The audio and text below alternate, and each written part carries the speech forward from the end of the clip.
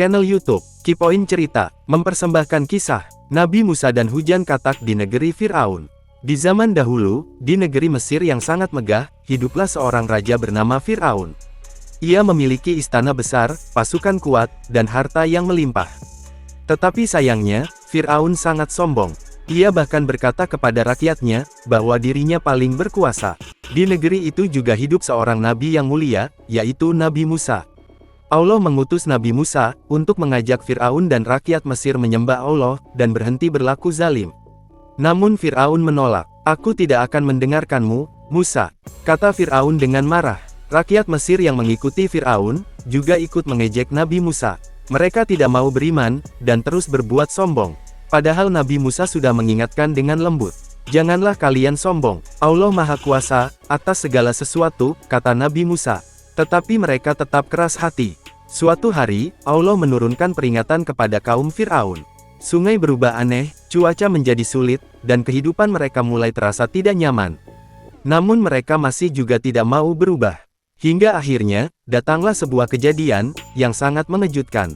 Pada sore hari, seorang anak kecil di Mesir, sedang bermain di depan rumahnya.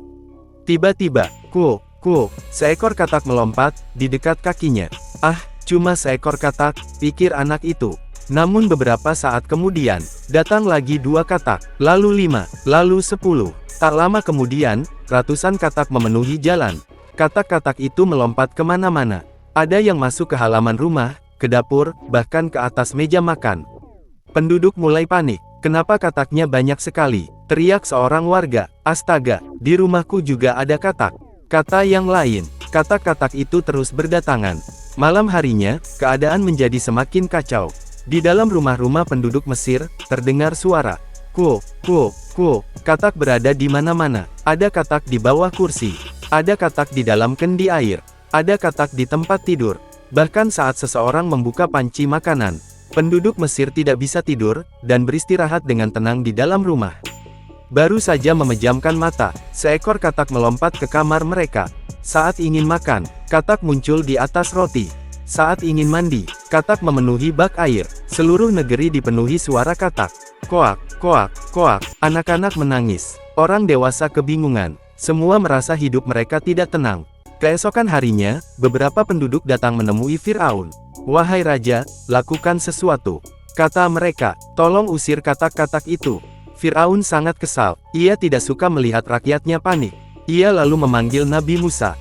Ketika Nabi Musa datang, Fir'aun berkata dengan suara berat, "Wahai Musa, berdoalah kepada Tuhanmu, agar katak-katak ini pergi.